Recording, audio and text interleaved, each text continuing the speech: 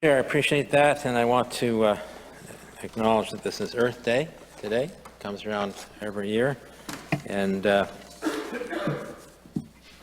encourage people to read the commentary I wrote for the Gleaner today, if they have a chance. Mr. Chair, I wanted to start off by asking a question of the Minister concerning whether the budget this year, and what I'm talking about relates to the Occupational Health and Safety Act. So there are a series of standards it is Earth Day, so this is an environmental health question regarding the indoor workplace environment.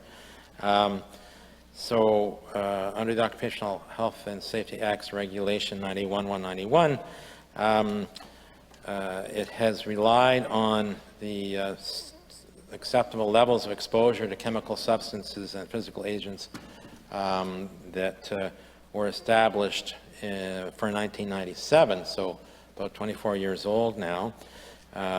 Replacements have been in the works for quite a while to adopt the internationally accepted replacements from the 1997 standards. So my question to the Minister is simply this: does the budget this year account for the implementation of the new threshold limit values in this fiscal year for chemical substances and physical agents that working people are exposed to in many of our workplaces around the province? Thank you, Mr. Chair. The member opposite, I guess each individual employer would be responsible for meeting the Act, meeting the requirements under the regulation, and that cost would be incurred by them. So I don't know, I can certainly facilitate a conversation between both of us and WorkSafe to see with respect to compliance of the Act, but there would be nothing in our budget that would pertain to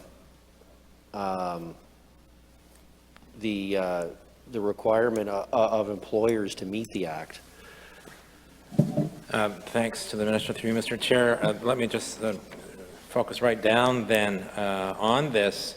Will there be an amendment to the regulation 91-191 this year of the Occupational Health and Safety Act to require employers to adhere to the ACGIH 2021 threshold limit values for chemical substance and physical agents and biological exposure indices to replace the requirement for adhering to the 1997 standards? Mr. Chair, the regulatory changes that the member opposite is referring to, we understand will be coming to us from WorkSafe very shortly. They are being worked on, but they have not arrived for Cabinet's consideration at this point. So I do anticipate that will happen shortly. I don't have an actual time frame on that today, but my understanding is they're being finalized, I think is the term that I heard, and that that WorkSafe and the Board of WorkSafe will present that to Cabinet and Government for consideration very shortly. Thank you for that response, and through you, Mr. Chair, I hope the Minister encourages them to act swiftly, because I don't think that, and I'm sure he would agree, that working people in the many and various industries around this province who work hard every day should be expected to be protected by the modern standards that have been developed to ensure or minimize the risk to their health from contaminants in their workplace, and not be dependent on 24, 25-year-old standards, many of which have been surpassed because of the march of science and understanding about the level of risk of some of these substances in the workplace. As straightforward as sawdust and as complicated as benzene. So thank you to the Minister for that. I want to move on to a question or two around community colleges. The Brunswick Community College has $225 million in deferred maintenance. I'm wondering whether there's anything in this budget, or how this budget is going to help to begin to address this large deferred maintenance liability, really, for the community college.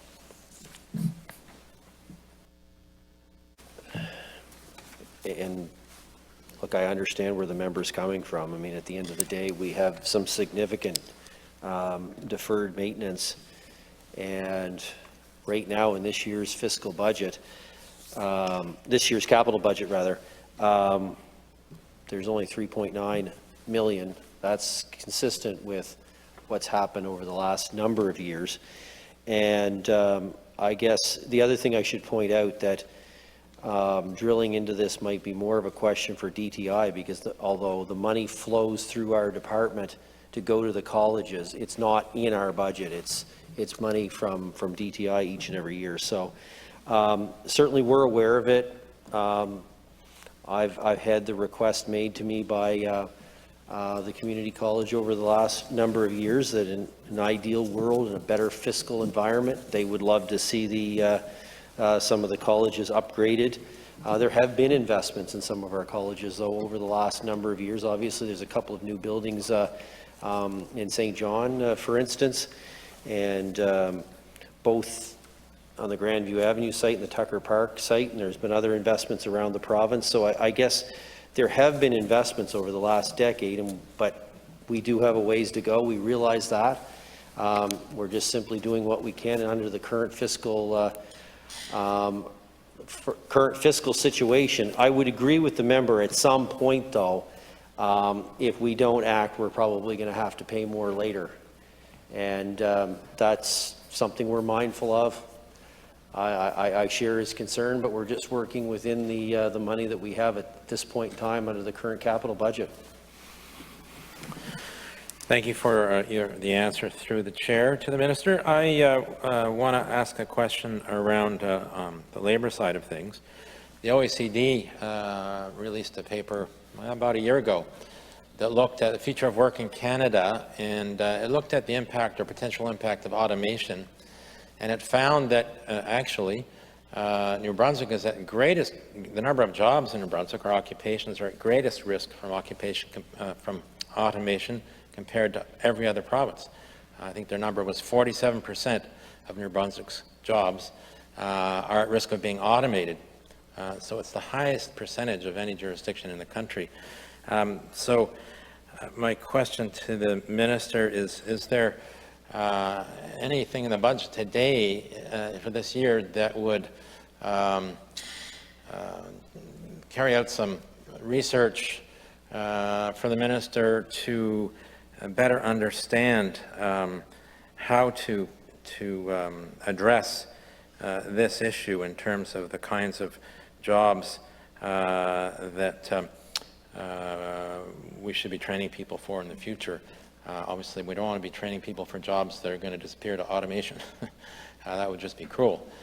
We want to be training people for jobs that may even not be a large, significant part of the workforce yet, but will become commonplace into the future. So that obviously requires some research and analysis and to inform those kinds of policy decisions. So does this budget provide any money this year for doing that kind of research and analysis to address training needs that would help make our future participants in our future labor market more automation proof, if I can say?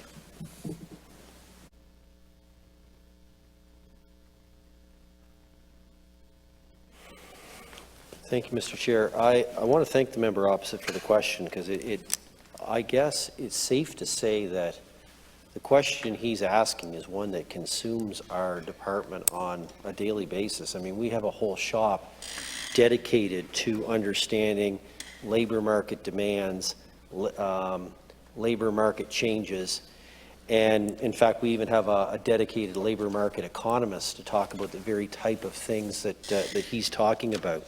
Now, I do know that there have been also, as much as automation can eliminate some jobs, there's a lot of evidence and a lot of studies that our department has done that indicates that companies that have been able to automate have been able to also create better high-paying jobs in other ways. There's also a significant argument around the fact that the research and development and manufacturing that goes behind the creation of the automation creates jobs as well. What I would say is we're always looking for ways to not just study, but come up with action around ways to meet the changes to our labor market. And I know the member opposite wasn't here earlier, but when we were, sorry, Mr. Chairman, I was supposed to say that. As I was saying earlier in the day, the whole creation of Working New Brunswick has allowed us to create the flexibility that we need to use some of the labor market dollars that we have to actually research the type of challenges and opportunities that the member is referring to. In fact, the conversations that we're having with our post-secondary institutions, both on the college side and on the university side, is how we can fund projects through our labor market dollars to meet some of our labor market demands, and automation is obviously one of those things that that we need to study through that. So in terms of what's in the budget, I would say there's lots of flexibility within Working New Brunswick to fund various analysis and also action items around this. A lot of the projects, I have great confidence in our 4 universities and our 2 college systems to actually research some of the stuff we're talking about, and some of the proposals that I was speaking of with both the member from Sackville and also the member from Grand Falls earlier was around some of those projects that universities may come back to us with that we could fund through labor market dollars. So very timely question. I can say that there's a lot of attention being placed on this, both within our department and within the post-secondary institutions around the very nature of what the member opposite is talking about.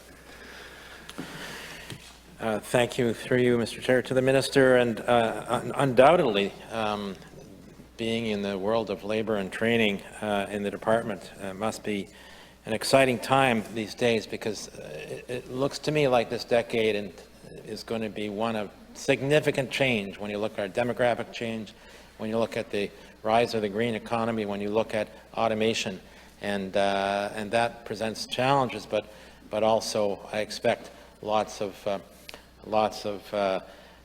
bold thinking and inquiring work to be prepared the best possible way to advise the Minister and government now and those in the future on policies we should be moving forward. So thanks to you, Mr. Chair, to the Minister and to his staff. Those are my questions.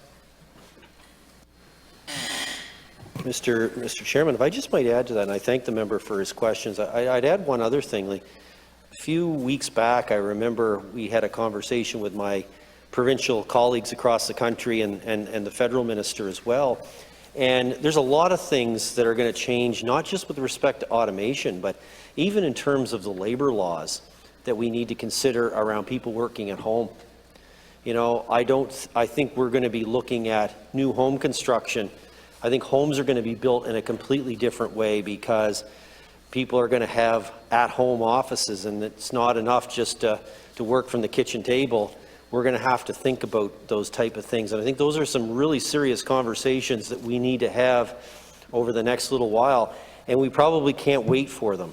There are conversations that over the next 6 months to a year, I think, as we transition out of COVID, we're going to have to be thinking about, because the way that people function and work from home, New Brunswick has become very attractive to people who are working here, but they're working for somebody in some other part of the country, maybe even another part of the world, but they're working from their home here right in New Brunswick. So that will create a whole lot of interest and need around labor laws, around how we function from home and everything else. So to the member's point, this is an exciting time. It really is. And the flexibility that we've put into our department with the whole Working New Brunswick brand, I think, has well positioned us for many of those conversations. Thank you very much, Minister. Is there any further questions for the Minister? Any closing remarks? Mr. Chair, just to say a huge thank you to the women and men that work in our department here at Post-Secondary Education, Training and Labor. I've been here 2.5 years now, and actually, yeah, 2.5 years. And I can tell you that it is a delight to come to work here every day. And I really think that we're creating the change that we need in our department. I want to thank the members opposite for their questions. I think we had a really robust conversation today and a very respectful conversation, which is always helpful here in the floor of the Legislative Assembly. So on that note, that's all I have.